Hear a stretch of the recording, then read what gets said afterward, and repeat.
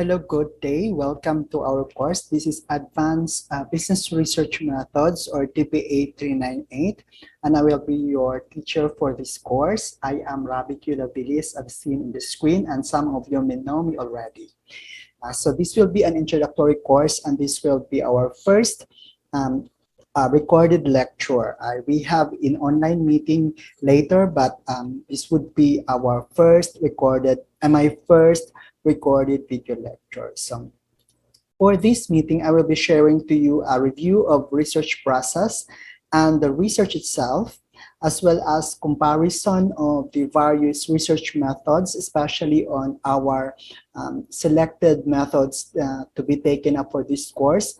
And lastly, the various qualitative methods that will be discussed, or actually we'll be selecting one, but for this introduction, I will introduce to you the known research methods in the qualitative part of research design.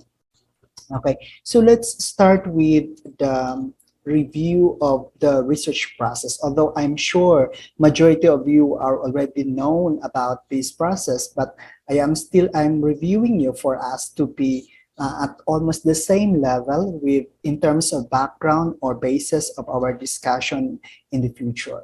So there are two perspectives here: the research process on the left side, and the other one is the diagram, which reported also as a research process. So here, if you can see, a research process is a problem-solving activity, as well as an application of scientific method in problem investigation.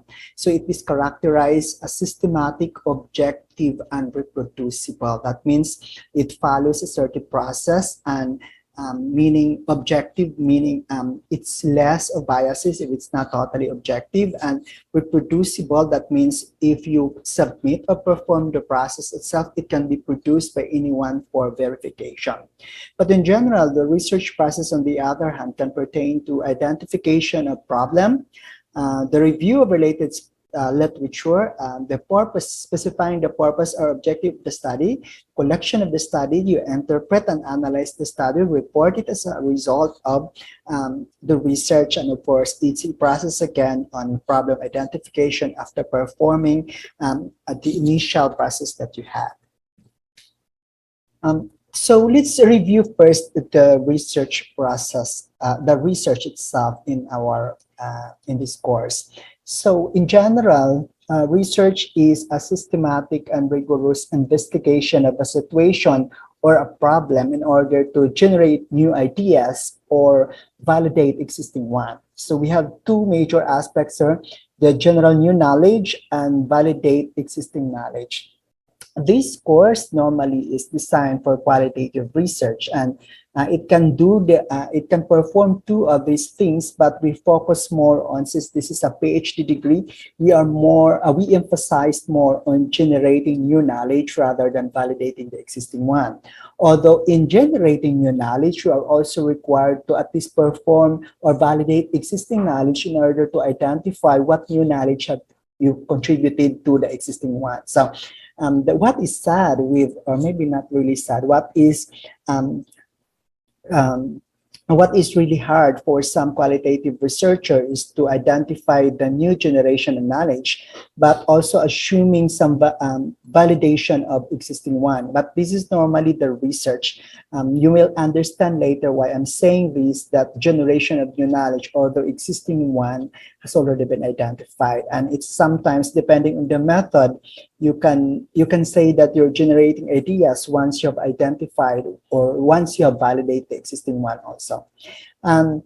Specific to business, but since I am not really a business degree during my master's and doctorate, although my undergrad is a business administration, we will contextualize the term research in the business field, since this is a business research method.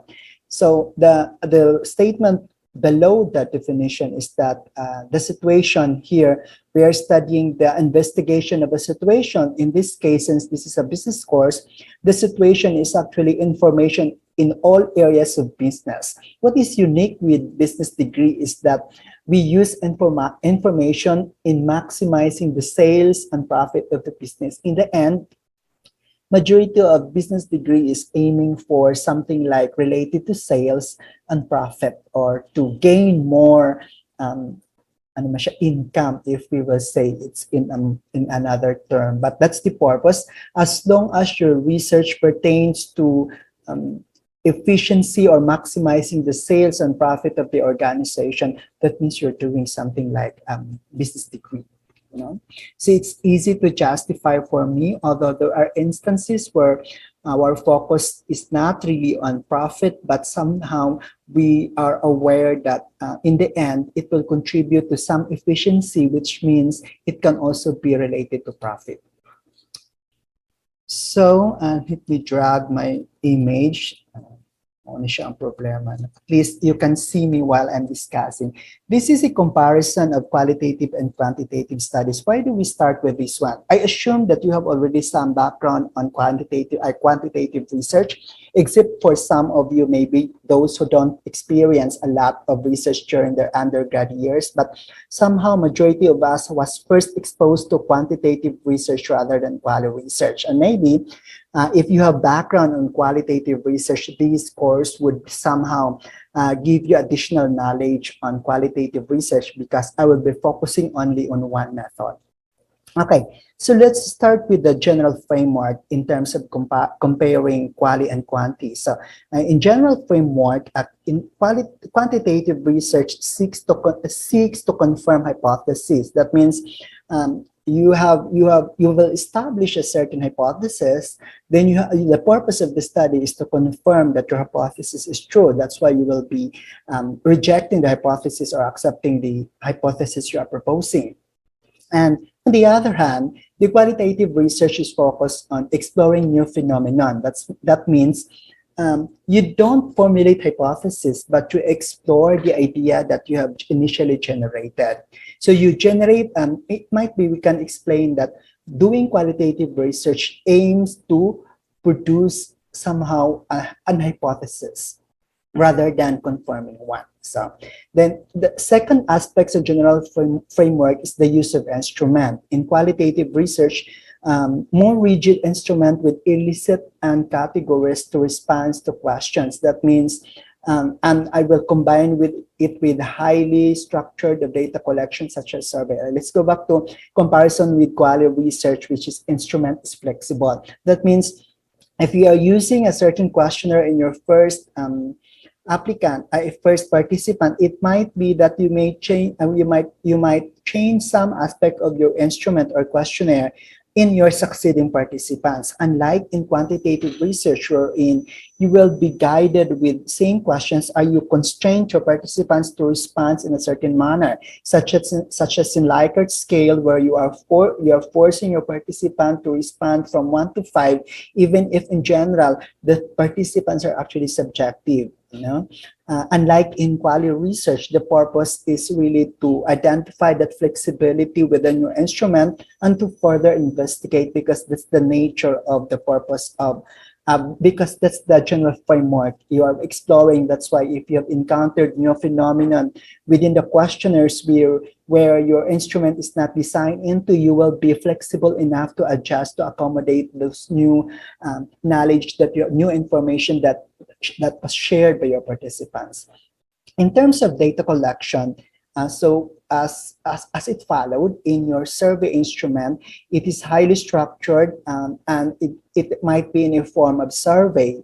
And in the qualitative research, it might be in a form of semi-structured methods, such as interview, or we normally call this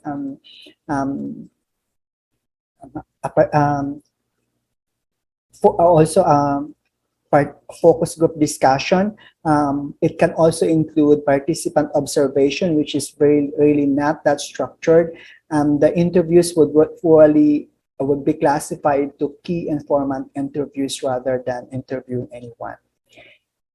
For the analytical objectives, we have the purpose of quantitative research is to quantify variations, while in qualitative research is the description of that variation. And while quantitative research also tries to predict the causal relationship between two variables, and the purpose of qualitative research also is describing the relationship between those two variables, where another purpose of the quantitative research is to describe the characteristics of the population.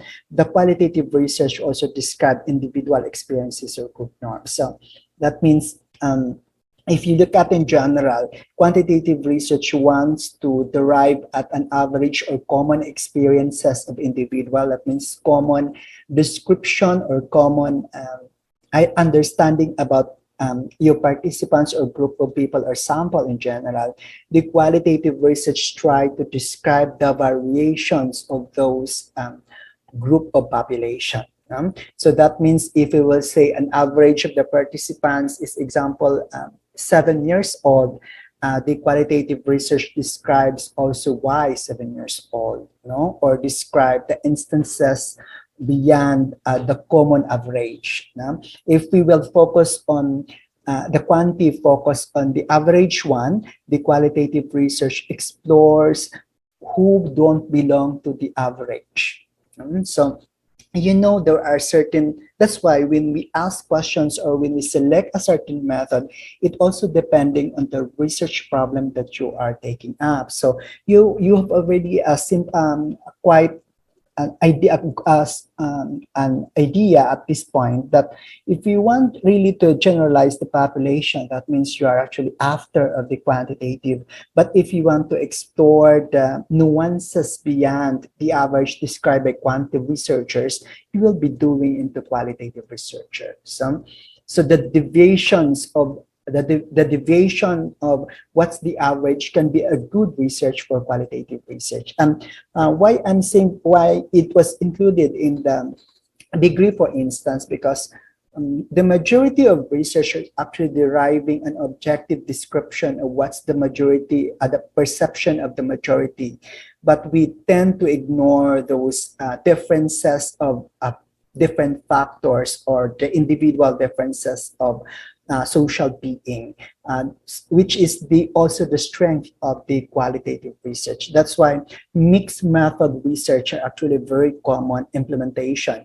But because of the time constraints, sometimes as a students, you need to select between the two.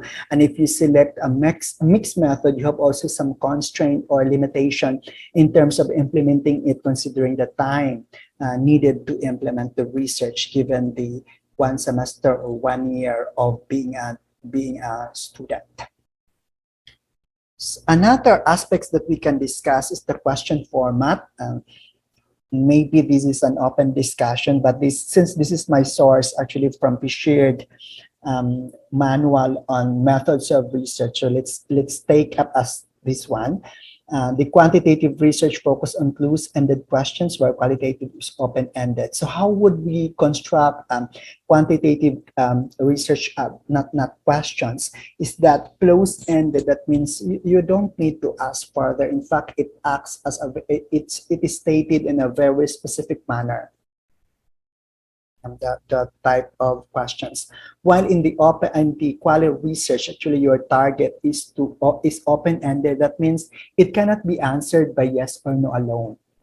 Unlike in closed-ended questions where you need to classify your answers into 1 to 3 or yes or no, the open-ended question you might describe something to be able to answer the question. Okay. Next is the data format. Of course, it's very obvious. Once you see quantity, that means it's numerical, meaning we are trying to assign values to certain things. While in qualitative research, we will also try to describe something. So it's in the form of numbers, and in qualitative research, it might be in the form of notes or textual description or some things, or in a form of recordings during the interview. So next is the method of sample selection. So in the quantitative research, you make use of a representative sample. That means you need to at least get a representative sample that can describe the entire population. Now, while in the qualitative is a non-probabilistic sample, that means it can be purposive, meaning you intend to identify those participants without considering the entire population. No? You don't need a representative of the entire population in qualitative research, while in quantity, you need to justify that the entire population is actually represented. In the method of sample, in the external validity, sorry, let's move on to the next aspect. We have external validity. Results based on samples can be generalized to the target population with known reliability levels and margin of errors. That's why when we say representative, we want to justify that the entire population is represented. That's why we have a representative sample. So when we do the external validity, we know how reliable our data is and the level of margin or the error or margins of error.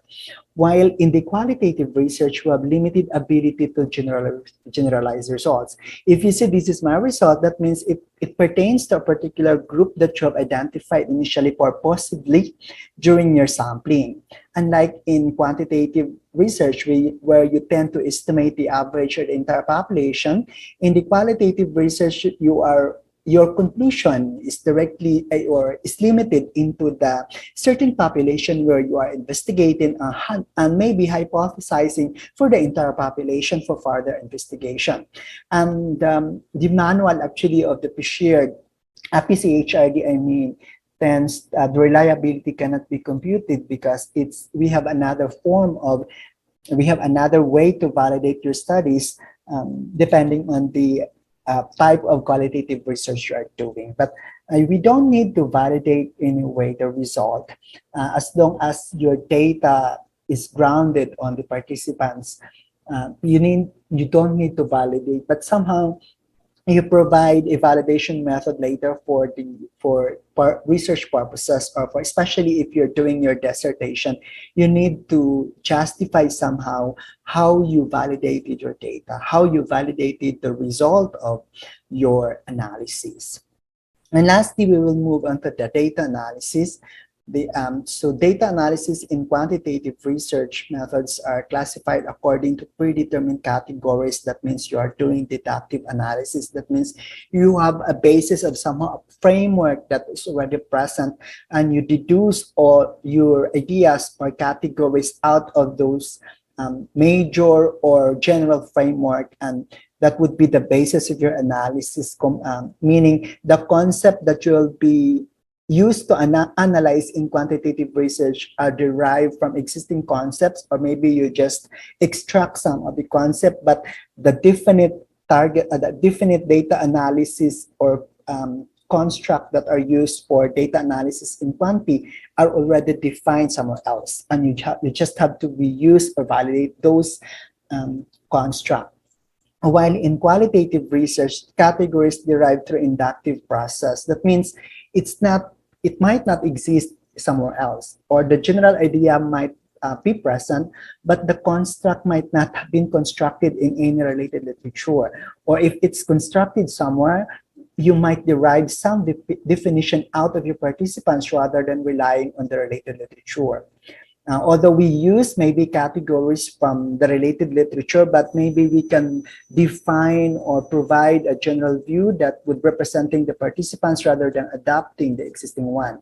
Or you may also derive some terms from existing construct and modify it according to the context of your participants. Now let me see what's the next slide here. So that would be the comparison. As of now, at least you have an idea of the basic perspective of how the comparison between the qualitative and quantitative research. So, although this is considered an advanced business research methods, we're not referring here that quantitative research is not about advanced method, because the focus of this course is on qualitative research, because I consider myself as inclined into qualitative research rather than quantity. the comparison here provides give us already an idea of how the course will be introduced to you and what are the things that you need to know. If you are coming from the quantitative research, at least at this point, you know how we can justify or select or to identify a research topic that designed for qualitative research approach. Okay, so let's move on to the next RT4.